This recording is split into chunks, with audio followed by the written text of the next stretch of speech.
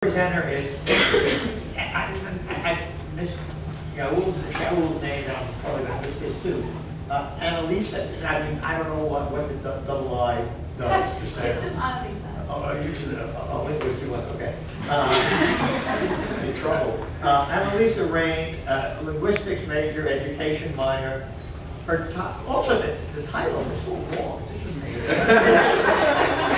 Maybe graduate school will just shorten titles for you or something. Because meaning, language change through iconicity and internet speak. Okay, thank you.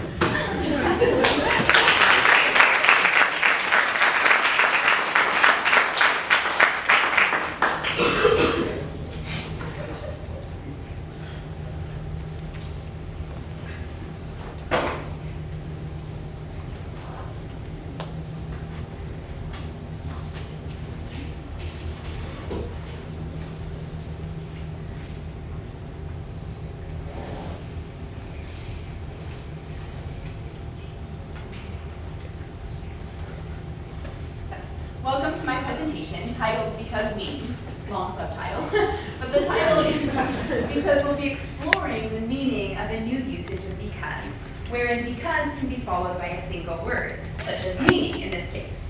So if that's a little confusing, bear with me. Language observers have noticed that English speakers, especially on the internet, the possibilities for because are expanding. Historically, we've understood two contexts for because to be grammatical.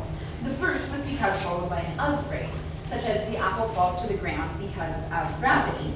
And the second with because followed by a clause, such as I'm going to the store because I'm hungry.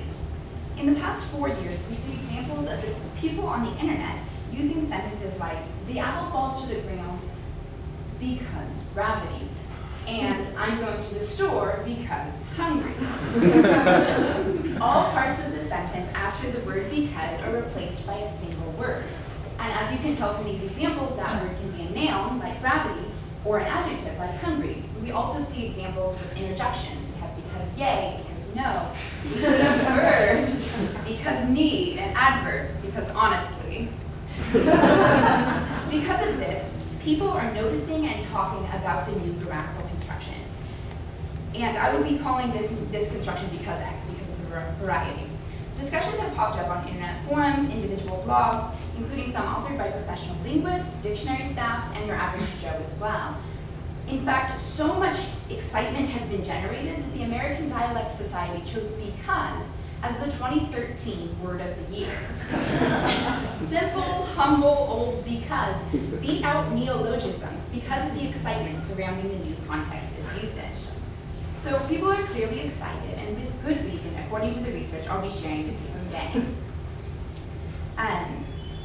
I study linguistics, and I chose to focus my summer project on how because is now being used, what the new construction means, and the impact of this case on our understanding of language as a whole.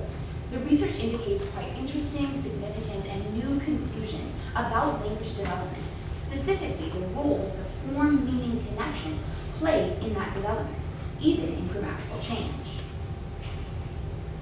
So part of my summer was spent gathering examples of the because X construction, cataloging information including that shown on the screen.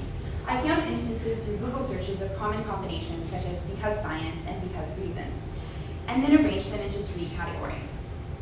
One category I called popular, and included instances of people consciously using because X in a way that showed that they appreciated and somewhat celebrated the construction. So we had people naming themselves because yay on Twitter, or naming their whole blog because awesome, websites named because science, and my personal favorite, a band which titled themselves because reasons. I compiled 53 examples of this popular type. The list further cements that individuals are consciously recognizing their usage of because X, and in some cases, analyzing it. This analysis is invaluable in informing and providing evidence for the conclusions I'll discuss later. All other instances I separated into 2 categories. One, the limited category, was contexts which are inherently space limited. So we have tweets, headlines, blog post titles, etc. Of those, I compiled 141 instances. The final list is unlimited context, which I called sentential usages. I compiled 124 sentential instances in the text of blog posts, internet articles, printed books, and spoken in videos. This list proves that people are not using the construction purely for the sake of brevity, as they might for the sake of fitting information into a headline or tweet. The spoken examples show this especially since saying of takes essentially no time, right? The verbalized occurrences point also to the fact that the construction is jumping out of written internet speak into the real world of spoken language. Another chunk of time I spent examining the secondary literature, people talking about the construction. As I said, this conversation is had by linguists and non-academics alike. Different people take interest for various reasons, but the conversation has mainly focused on where did this construction come from? Where was the first usage of it? Questions of that nature, and then somewhat on what people mean when they use the construction. I'm entering the conversation by focusing on those semantic, that is the meaning implications. Then I've examined how the meaning of because X has impacted how its usage is developed and why the construction has become commonly used. Finally, I've consulted and compared this analysis to linguistics literature to consider what the popularization of because X tells us about language as a whole and how added meaning can contribute to language change.